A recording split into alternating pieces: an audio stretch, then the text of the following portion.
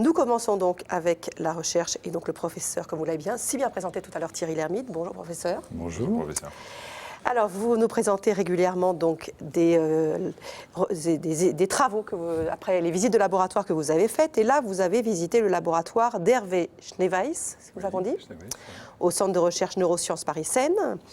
15 équipes du labo qui cherchent à comprendre comment fonctionne un cerveau normal et celui de patients atteints de maladies neurologiques et psychiatriques.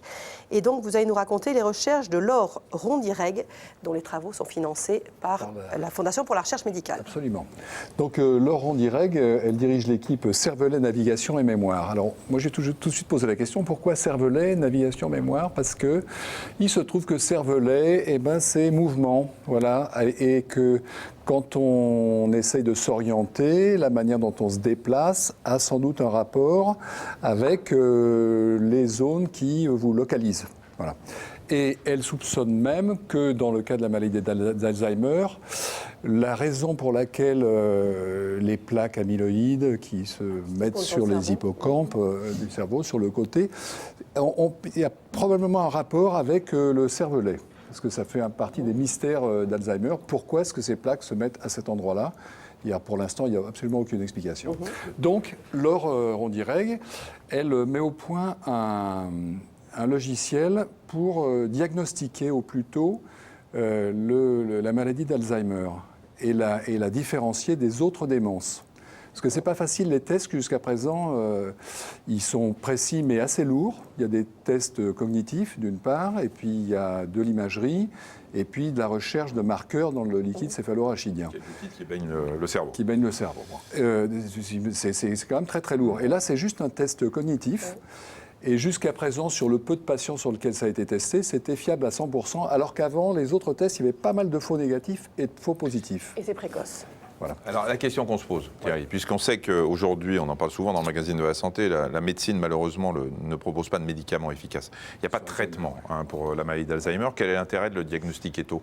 Il se trouve que les thérapies cognitives, elles retardent énormément le début le démarrage de la maladie et également elles ralentissent la maladie quand elle est commencée. Il y a d'autres facteurs qui comptent dans le ralentissement de la maladie, c'est éviter l'hypertension, éviter l'excès de cholestérol, éviter le diabète, faire de l'exercice et se servir de son cerveau, parce qu'en fait, plus on sait servir de son cerveau et plus on s'en sert, plus on a de circuits neuronaux qui vont venir éventuellement remplacer ceux qui sont déficients à cause d'Alzheimer. Voilà. Alors, racontez-nous un peu cet outil qu'elle a mis au point. Alors, Alzheimer, les premières zones qui sont touchées, c'est près de l'hippocampe. Et les hippocampes, c'est où on est, où on va, c'est la mémoire épisodique. Voilà. Alors, elle a mis au point un test qui est un petit laboratoire, comment on dit Je ne sais pas. Ça dépend ce que vous voulez dire. Un labyrinthe. Un labyrinthe. Un labyrinthe. Ça commence par là, pareil. Là, et il y a un Y au milieu. Un petit labyrinthe. Oui. Ça s'appelle Star Maze. Alors, pour ceux qui parlent anglais, ça veut dire labyrinthe en étoile.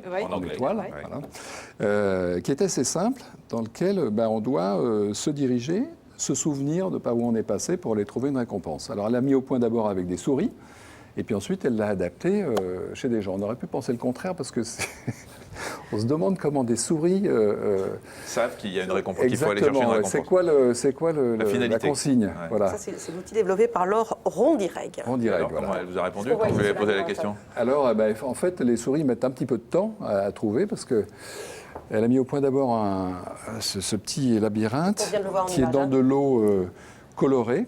Les souris n'aiment pas trop nager, elles aiment bien vite se retrouver hors de l'eau. Et donc au bout d'une des branches du labyrinthe, il y a une plateforme dans laquelle elles vont être hors de l'eau. Ça, c'est pas les souris qu'on voit, c'est On a l'équipe. fait l'équipe. Et on l'a vu avant le labyrinthe. Enfin, c'est les souris de laboratoire en même temps. Alors bon, pour les humains, oui. C'est un petit jeu assez ludique. On a un joystick. Et puis on avance en réalité virtuelle. Il y a des éléments visuels qui vous permettent de vous repérer. Et puis le début c'est très très simple. Et puis ensuite, sans vous le dire, on vous fait partir d'un autre point de départ.